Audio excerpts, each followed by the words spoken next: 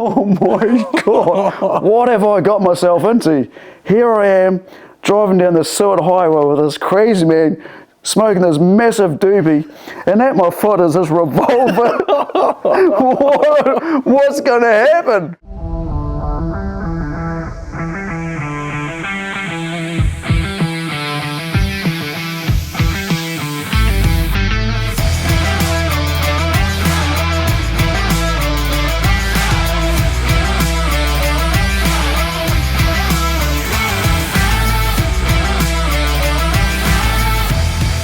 Here we are in New Zealand. Had a heck of a few weeks here. I mean, we're really into it.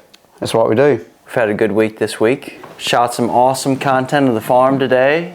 Tell everybody who you are. Hello everybody, I'm Shane Johnston of Four Seasons Safaris New Zealand. So, born and bred Kiwi, which is what a New Zealander is known as, and I started my outfitting business back in 1996. So it's 2024, so it's a fair few years ago.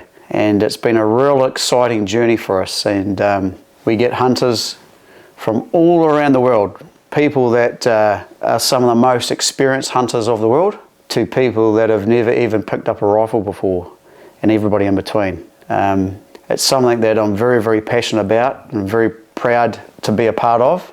And the industry is a very strong industry, and it's really important that we encourage our youth, our family and our friends to engage in the outdoor activities and obviously with what we do, particularly hunting. Kyle, you're a keen hunter. Yeah, I do love it. Tell people how you and I got together. How do we know each other? Your accent's quite a bit different to mine. Just a little bit. Me and Shane got together years ago, maybe 6 or 7 years ago now, and I always wanted to move to New Zealand and live here and hunt red stag. It was always a big dream of mine because I loved elk hunting, and elk hunting was my favorite thing to do, so I thought the next pinnacle of that style hunting would be the red stag roar, just like hunting elk in the rut, you know, in the Rockies. So with a turn of events that was happening in my life, I was ready for a change, and I started looking to New Zealand, found Shane's outfit. I did a bit of research on his website. I looked at all his stuff that he had out there, and I thought that maybe he could use a hand, not only in the guiding world, but you know, helping him run his outfit and operation.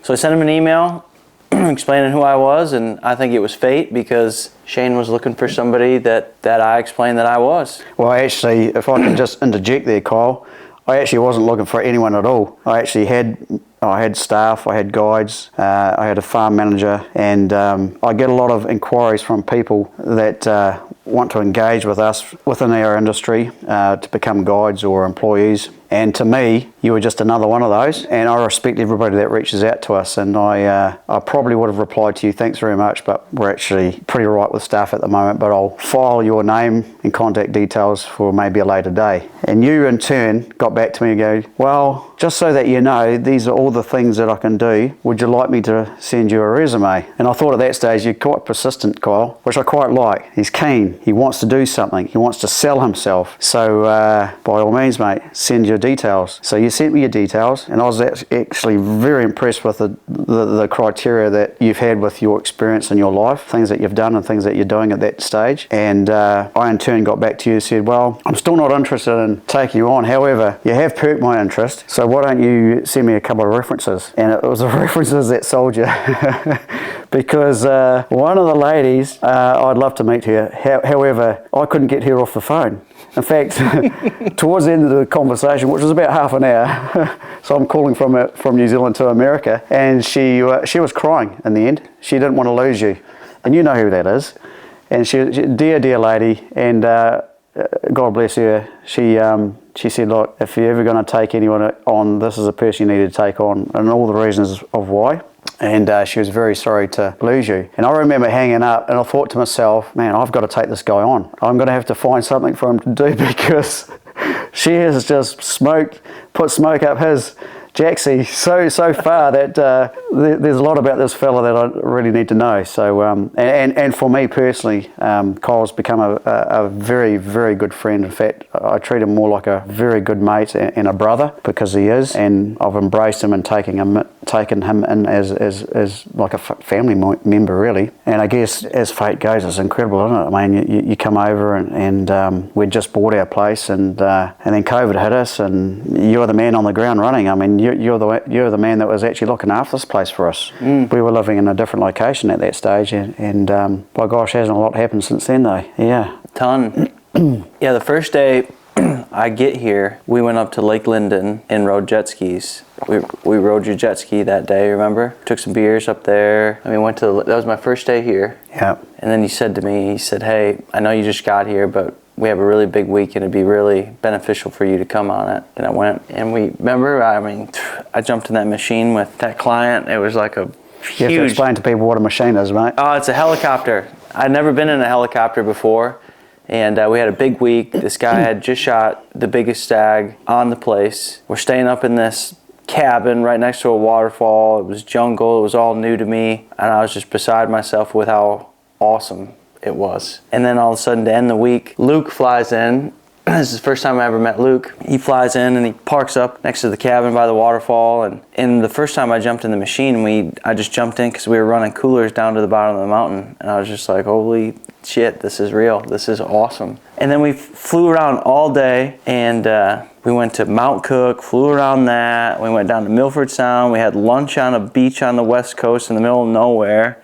And we flew up Milford Sound, dropped the clients off in Queenstown, and then we flew back from Queenstown. And I remember it was like a 2-hour flight, just me and Luke. And he looked at me and he goes, you know, you can have a couple of those beers in that cooler in the back if you want. I said, you sure? He said, yeah, go ahead. Good old Luke. And I'm like, this is my first week here. This is crazy.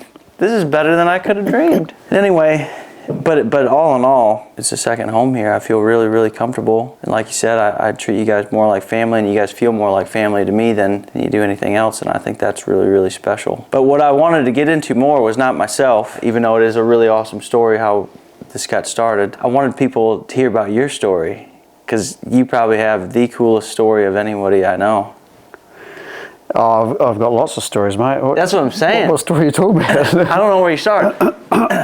My favorite story is how you decided that, and maybe to start with the Alaska story. When I first went to Alaska? Yeah. Well, it sort of stands back in time, I suppose.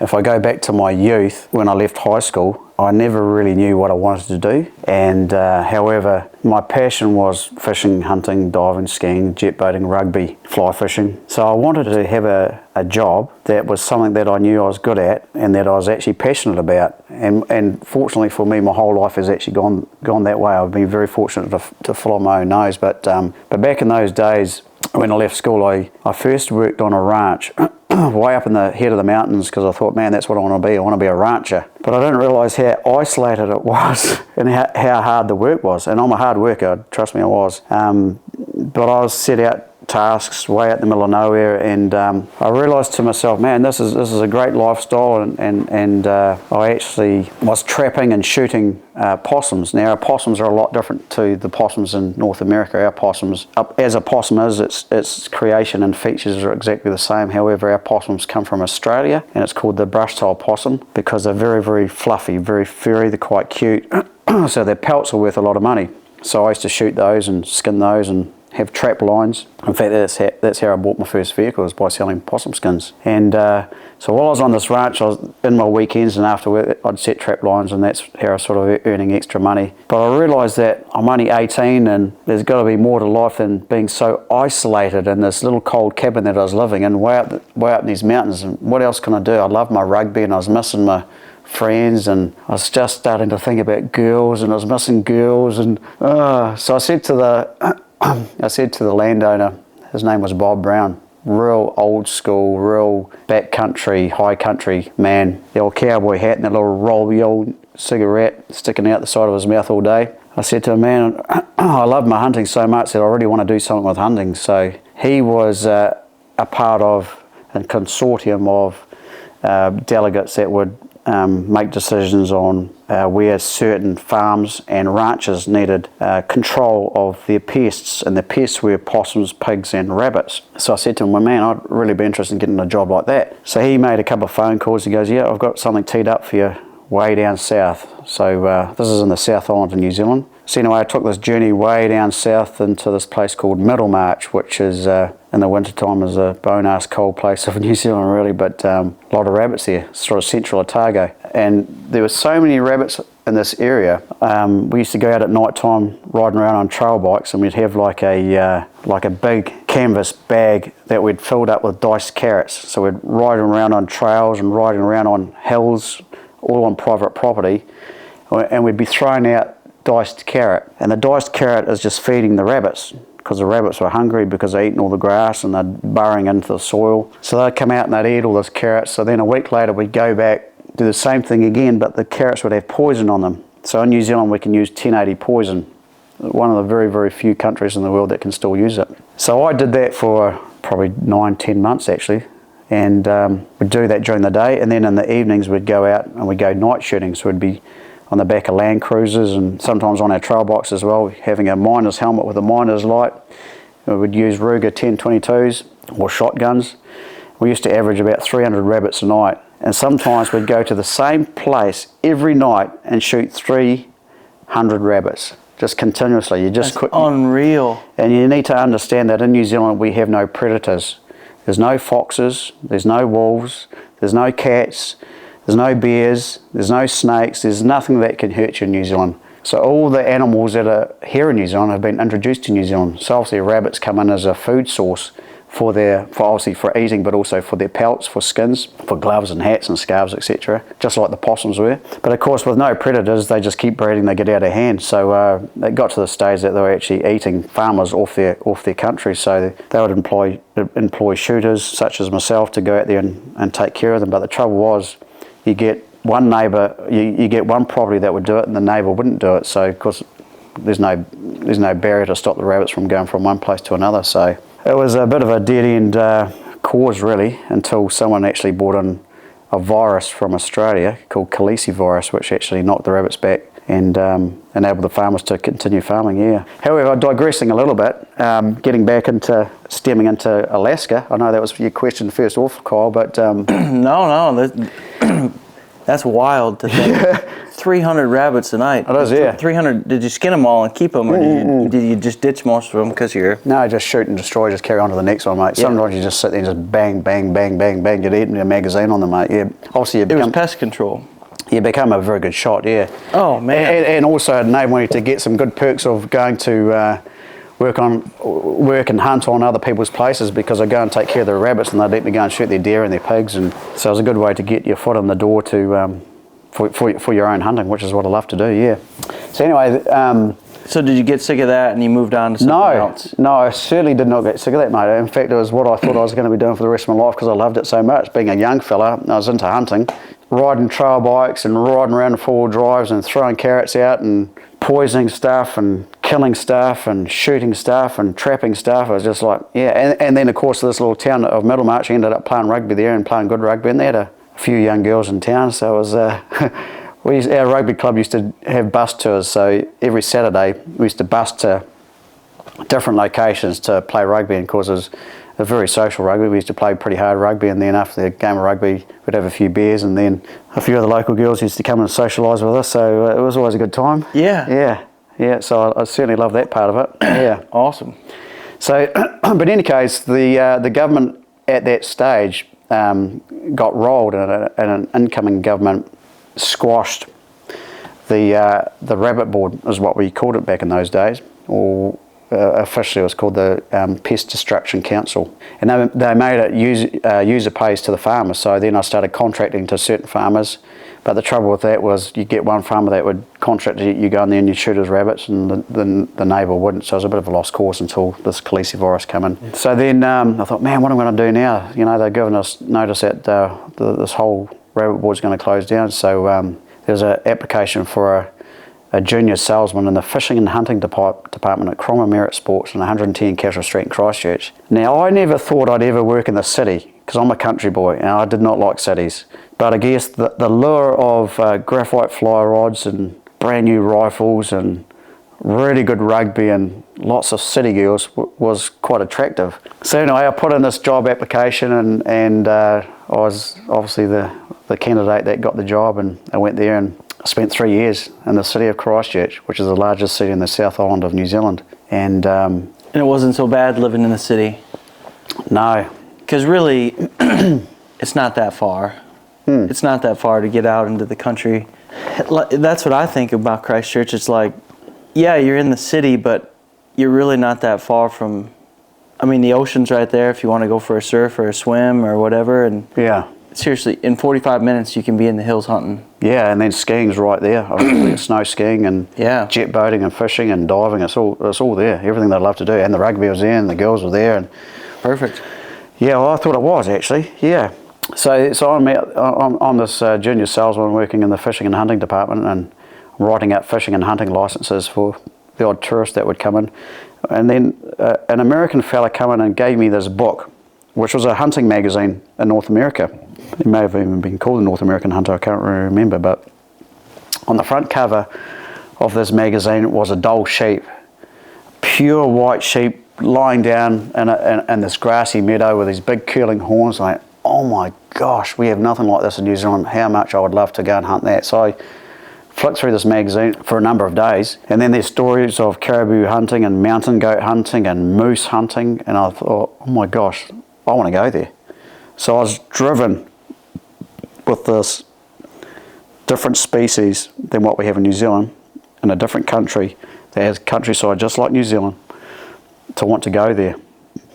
So I thought, man, I'm going to go there one day. That was my dream.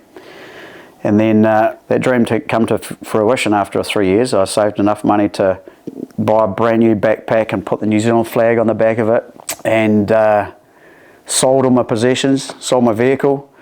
I said to Mum and Dad, see you later. Asked one of my best mates that hunts and fishes and dives with me and skis with me if he wants to come. He's a builder. He said, no, I'm too busy, man, I'm sorry. I said, well, I'm going anyway. So away I went. Now, I didn't know anybody in Alaska. I flew to Anchorage, Alaska. No plan? No plan whatsoever. Just got the backpack on with a New Zealand flag on the back of it, and hopefully that's going to serve me right, which it certainly did. So I get to the Anchorage airport, and then I'll walk out of the airport with no plan other than going fishing and hopefully hunting. And I stuck my thumb out as a hitchhiker, and the first vehicle that came along was an RV. Now, I didn't know what an RV was, but to us it's like a big camper van, but it's a recreational vehicle. So and the guy opens up the door, and I says to him, g'day mate, how you going? And he goes, Crocodile Dundee. Jump in, mate. I'll never forget it. So I jumped in. So I got in there and I sat in the front seat, and he said, where you going? And I said, man, I don't know. He said, well, what are you doing here? I said, I was coming here to go fishing and hunting. He goes, man, really? He said, well, I'm about to head down fishing. I'm going to the Kenai River. And as soon as he said that, I went, oh my goodness, I've read about the Kenai River in this hunting magazine that I got back in New Zealand. He goes, yeah, it's one of the best salmon rivers, fishing rivers in the world. He said, I've got a cabin right on the river. I'm going down there for 10 days. I went, oh my gosh. So anyway, he said, look, I'm here by myself. You're welcome to tag along with me. We're just going to go and buy a few groceries and we'll head that way. I said, perfect, man. So we bought some stores and we're cruising along the Seward Highway. I'll never forget it. And as I'm looking around the vehicle, right at my feet was this revolver with a belt with all these bullets in it. I went, whew. Okay, so in New Zealand we don't have revolvers, we don't have handguns in New Zealand. So I'm looking at this and I'm, man, I wonder what this guy does with this stuff. He must be protecting himself from the bears that they've got up here in Alaska. So anyway, we were cruising along the Seward Highway, and he says to me, do you smoke? I go, no, I don't. I'm actually pretty active. I love my sports and all that sort of stuff. Well, then you don't mind if I do? I said, no. Thinking that, that's your vehicle, no worries. As he's driving along in his RV, he pulls out of his wherever, and he had this massive doobie, which is like a massive joint, which looked like a cigar to me, and he starts chugging on this thing. And I'm thinking, and he's smoking out the whole RV, and I'm thinking, oh my God, what have I got myself into? Here I am, driving down the Seward Highway with this crazy man smoking this massive doobie, and at my foot is this revolver. What's going to happen? So I couldn't help myself. I said to him, I said, is that normal practice here in Alaska? Yeah, man. Yeah, man. Right, okay, yeah. He said, oh, because he obviously seen me looking at the revolver. You go, don't worry about that, man. Don't worry about that, man. That's my work pistol. I said, oh yeah. What sort of work do you do? Thinking, why does he need a pistol for work? And he was a security guard at the airport.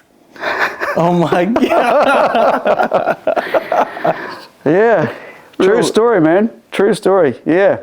So anyway, long story short, 10 days, man. A great guy, and drunk my first Budweiser. That was just it was like drinking cat piss, wasn't it? You know, but never drink that stuff again. But had a great time, and Dave was his name. And in fact, the fishing was so good, I actually broke my fishing rod, and we met this other young fella that had come up from Seattle. He had a vehicle, he was camping in his vehicle, and we met him on the river every day and said, man, come to Dave's cabin, he's got plenty of room. And we just chilled out and hung out for quite some time, and Dave eventually had to go back to work, and this young fella and I hung out, and we went back into Anchorage because I needed to replace my fishing rod, and he dropped me off there, and I went into King Sports in Anchorage, Alaska, and I bought a fishing rod, and the young fellow that served me said, oh, where are you from? So I'm from New Zealand. He goes, oh man, I know a guy that runs a tackle shop up around the corner here, and he goes to New Zealand every year. I said, is that right? He goes, yeah, you should go and see him. I said, oh, actually I will. So anyway, I trundled off and found this little place. It's called Rod and Reel. The guy's name was Mike Hirschberger. And I walked in there, and I will never forget this, man. I walked in, and and it's a specialist fly fishing shop, so fly rods and all the little knickknacks for fly fishing, and right at the end of his fly fishing shop was a door, and on that door was a cardboard cutout of a New Zealand beer label, right like that right there, plastered on the back wall. So I was just drawn to it, went, oh my gosh, straight to that door, and then beside the door on the wall was a New Zealand flag, and beside that flag was fishing licenses from New Zealand. I thought, man, this guy has fished in New Zealand. As I'm looking at the fishing licenses, there was 2 fishing licenses there with my signature on from the fishing shop, Cromwell Merritt Sports, back in Christchurch. Way. Life is that crazy? Life is so small, man. You know, the world is so small, but no, it's real. Yeah. So anyway, he was busy, and I just hung around, and then he got my attention, and I said, hey, here you go. And, you know, you're not going to believe this, mate, but that's my signature up there. He goes, man, I thought you looked familiar. I said, yeah. Anyway, we started chatting away. He said, what are you here for? I said, I'm here fishing and hunting, you know. One of his customers was listening to our conversation. He said, look, I've got a boat, I've got a van, I'm by myself, I'm going fishing, you're welcome to come with me. I said, oh, look, that's really nice of you, mate. I mean, you guys are so gracious here, it's incredible, but I feel like I need to, you know, pay my way. And he said, no, I've got you covered. Come on, let's go. So away I went. Didn't know this guy at all. His name was Leon Webber. Now, Leon Webber, incredible man. I've met some incredible people in my life, and he's certainly one of them. And I jump in his vehicle, and we go and buy some supplies, and off we go. We go to this beautiful lake. You can picture this beautiful lake in Alaska, crystal clear blue, with all these beautiful pine trees around it, and beautiful mountains. And it was just, we were the only ones there. Now this guy strips off. He's a big man. He strips off bone-ass naked. He's in the nut. And he runs down and does his belly flop into the lake, and he's swimming around like, come on, Shane, come on in here. I thought, what the hell have I got myself into here? No. The first guy's a smoker. The second guy's a nudie.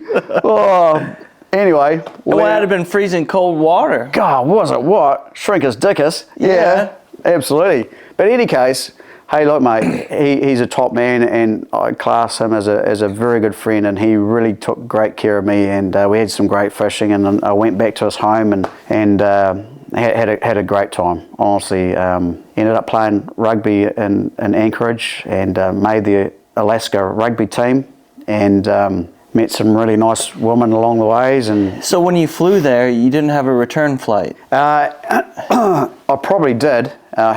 Back in those days, you had to have a visa to get into America, and the visa lasted 6 months. Yeah. So I certainly spent a fair bit of time in Alaska, yeah. So you had to have a visa just to even come visit? Yes, it's called a visitor's visa. Yeah, so I didn't have a working visa because you had to have a green card to work there. All right. So I was on a visitor's visa, which leads me into the next part of the story, which is probably a story that I don't know if I should be sharing with everybody. But, I think it's great. But it's part So of good. it's part of my journey. Yeah. Yeah. And so getting back to Anchorage, I said to Leon, I said, hey, look, I really appreciate you putting me up and looking after me, but I need to do some work for people. I need to pay my way because I'm burning through my cash. And so in any case, I ended up, he did some homework for me through a couple of people, and I ended up working in a sport shop in Alaska, just casually. And it was casual because my idea of fishing and hunting was still what I wanted to do. However, I needed to pay my way and pay my bills.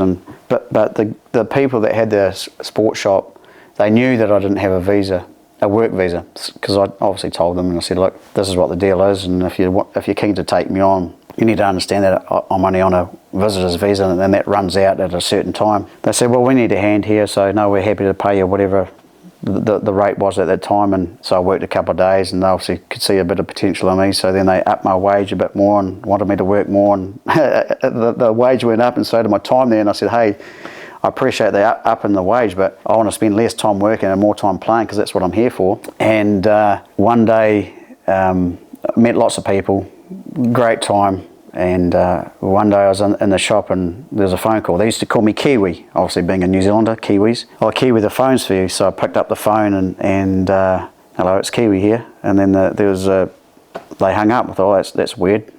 Anyway, carried on doing what I was doing, and I was actually serving somebody in the sports shop, and then I heard this voice saying, is there a Shane Johnston here? And one of the other staff members said, yeah, that's him over there. So they walked over, are you Shane Johnston? I said, yes, I am. And then, mate, it was just like the movies. This guy opens up his trench coat, flashes out all these badges and go, I'm customs and immigration, blah, blah, blah, and I believe that you're working here illegally. And my heart just sunk, man. I thought, man, my dreams of this doll sheep and this moose and this caribou have just been squashed. He said, we're taking you with us. And they took me away, put me in handcuffs, and I had to grab my bag. Well, they grabbed my bag, my possessions, and they put me in a patrol car. There was 3 of them. 3 guys? 3 guys, yeah. There was one big darker guy and 2 light colour fellas, yeah. And I'm thinking, man, this is like the movies. This is unreal. So we're driving down the road, and they said, right, you need to tell us what's going on. I said, no, I've seen the movies. I don't need to tell you guys anything. That's what you said? Yeah, because, you know, little New Zealand, we see the movies, and it's just like a movie, isn't it? Yeah. You know, so I'm just doing what the actors say, you know, no. Oh, my God. So they pull over, and they get me out, and this big darker guy, he throws me on the back of what we call a boot, but you guys call it a trunk, throws me out, and he points a finger at me, goes, here, little white fella. He did. He did. Now, look here, little white fella. I'm going to send you somewhere where big black fellas like me are going to like little white fellas like you for a long time. Said that? Oh, yeah. So I said, what do you want to know? Oh, no. Yeah. Oh, my God. Oh, what do you want to know? Oh. I said, hey, look, mate, I'm bloody here. I'm working. I ran out of money. And, you know, I said, I'm paying my taxes. I just put down a full social security number, and I wasn't ripping off the system at all. I'm a hard worker, and I'm paying my way, but I wanted to pay my way. You know, I've run out of money. So they took me downtown to the office and locked me up in a little cell. And anyway, the big wig down there gets me out and goes, hey, we've had a lot of phone calls about you. I said, oh yeah. A lot of people are worried about you. I said, oh yeah. A lot of people care about you. Well, that's nice. He goes, but unfortunately, you've got to go. Yeah, no. He said, normally, we'd put you on a flight straight out of here. So Anchorage, Alaska, the straightaway flight would be from Anchorage to Japan to Australia to New Zealand. It's a long way. Okay, right, and it's leaving in 3 hours. Oh, wow, man, I've got all these friends, and I've made I was with this girlfriend, and I was thinking about all my dreams have just been squashed. He goes, however, we've had such a recourse of people chanting such good things about you. You're obviously not a bad person. You've obviously just done something a little bit wrong, which is obviously against the law. Yes, it is. So what we're going to do is we're going to put you on a flight tomorrow. They've organised a big party for you tonight, so you can go and have your party with all your friends, and then, but we want to see you at the airport tomorrow morning. We're going to keep your passport. I said, oh, well, that's really nice of you. Thanks very much. So, yeah, massive party, as you can imagine. No one went to bed, of course. And all my friends stuck me on the plane at 11 o'clock in the morning. They were waiting for me, so they escorted me onto the plane, and I fly from Anchorage to Tokyo. And I'm thinking, man, I've never been to Japan. I wonder what it's like here. So I get out, and we're in transit. And because I had my passport with me, so I go through transit. Next minute, all these bells and whistles are going. I'm thinking, geez. And all these little nippers come along and pretty much pick me up and take me to this office. And then an interpreter comes and goes, what are you doing? What are you doing? I said, oh, I just thought I'd just go and have, my plane doesn't leave till whatever time tonight, and I've got all day, so I thought I'd just go and check out Japan. No. Because I looked at my passport. And in my passport, what they did is they cut the top corners of my passport. Every corner of my passport was off. And then had a black vivid line through every page. And then when it came to the American visa, it was cancelled. So when they see that, and obviously they typed into the computer and they read that, they knew that I was probably someone that they didn't trust. So don't let them into your country. So I had to wait in this cell all day. And then they escorted me onto the plane, so everyone on the airplane thought I was a bad person. Oh, no. I don't think I was just unfortunate. Yeah. And you're young, you're 20 years old. Yeah, I was, yeah. So then I get home, and of course I get home to New Zealand. No one knew I was coming home to New Zealand. I didn't want to be home in New Zealand. And I had no money, so I didn't ring up anyone. I just hitchhiked from the airport out towards home, and so I was back home. Got the old job back, and thought, man. So back in those days, having a visa to get to America was a pretty big thing, and it lasted for 5 years. So I couldn't get a visa back to America for 10 years. So which was a big thing. I mean, it really squashed my dream. But in any case, fast forward 10 years, and I spent, a lot of things happened. I went back to the old sports shop and thought, man, I want to get back there. I know it's going to take me some time, but I need a big paying job. What can I do that I can earn lots of money to go travel and create my little empire, I suppose. And back at the sports shop, a few Americans would come in. I'd write out the fishing licenses. They'd come back to me and they'd say, oh, I didn't see anything, didn't catch anything, didn't hunt anything. So I used to take them out on my weekends or after work or on my holidays. And some of these guys used to be very, very gracious and would tip me a gratuity.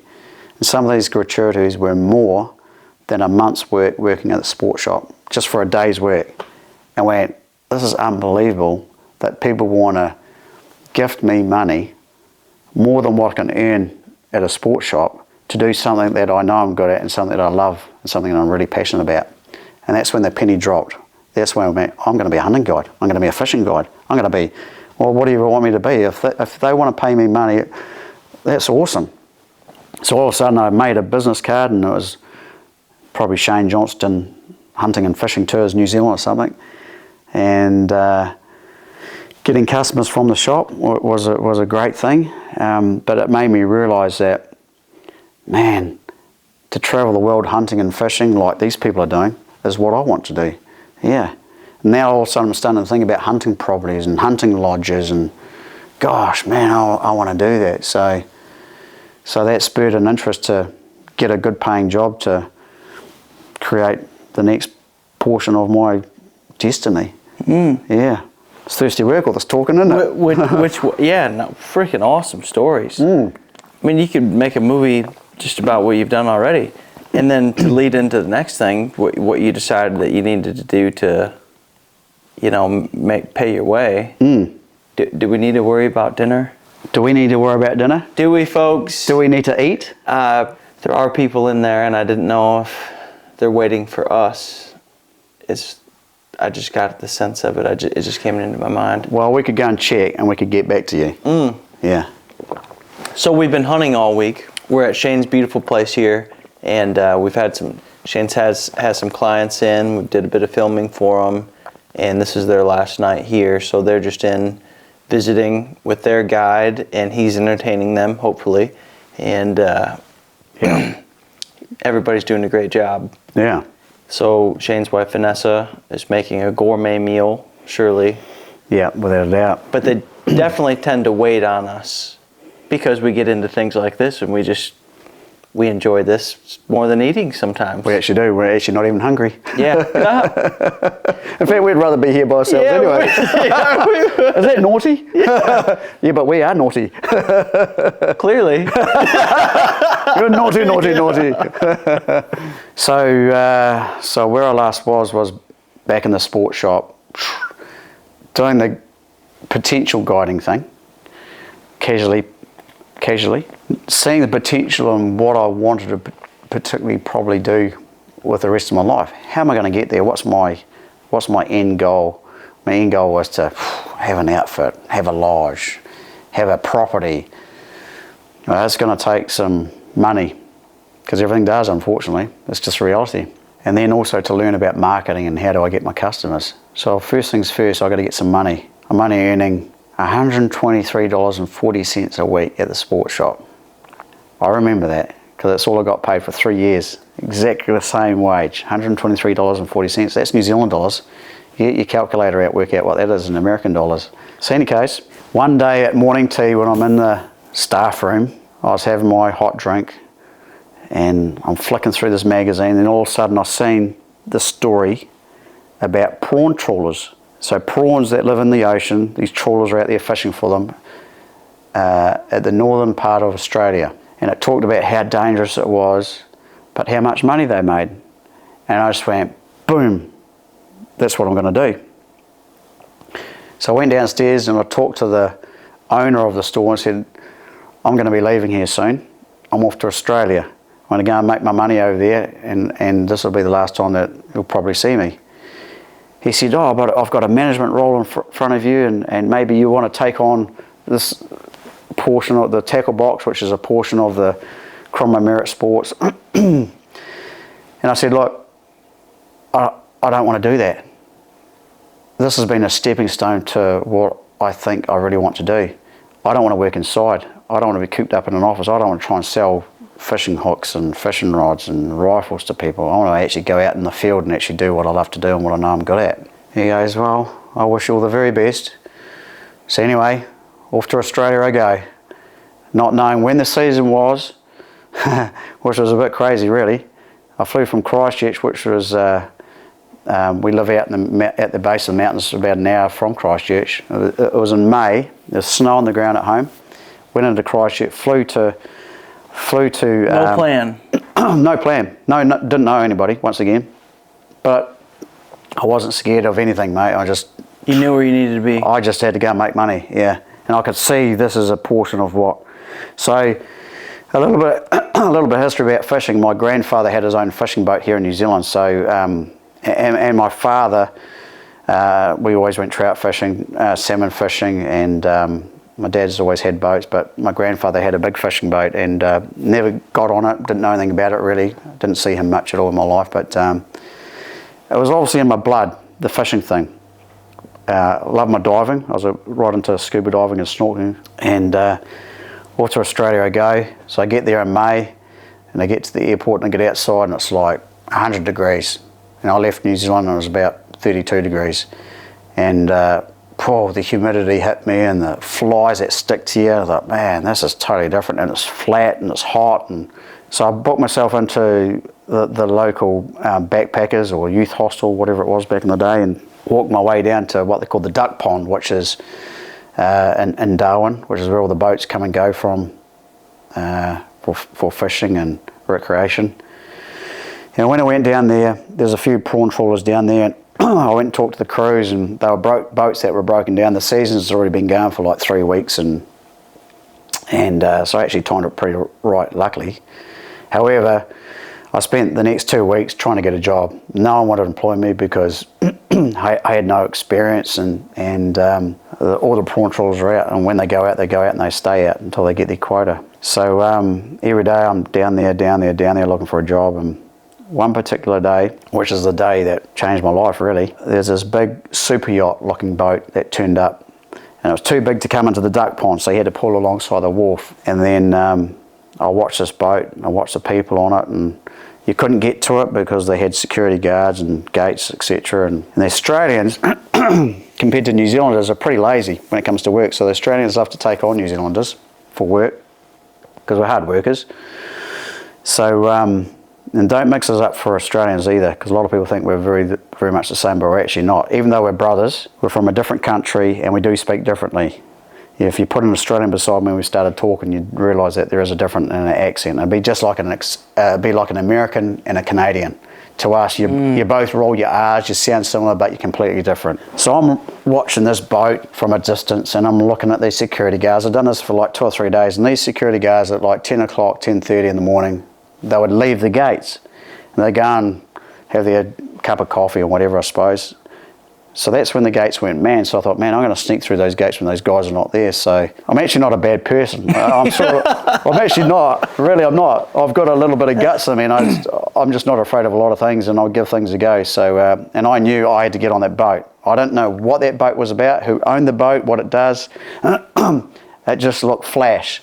And whoever was involved with that boat had a lot of money, and that was my attraction. So I slipped through these gates, went down to the boat, and I'll never forget it. There's this big, burly, muscly guy sweeping the back of the boat. He was probably 6'4" and probably 300 pound of hard muscle. And I said, "Oh, how you going there?" "Yeah, you good, what are you up to?" I said, "Oh, I've come here to speak to the skipper." And he goes, "Oh, have you got an appointment, have you?" I said, "Yeah, here at 11 o'clock. It was probably 10 to 11. And he said, "Oh, you better jump on." So I jumped on the boat. So I'm following this big muscly guy right through the boat. And of course I'm looking at this boat thinking, what does this boat do? It's not a cruise liner. It's not a super yacht, even though it looks like it from the outside. It had big holding tanks, and I'm walking through it. And then we go upstairs to the flying bridge, and we're up there in this wheelhouse, and there's, including the big muscly guy, there's 4 other people. So there's 5 plus me is 6. So I'm the last one in the door, and then there's this circle of people and all this technology to run a big boat.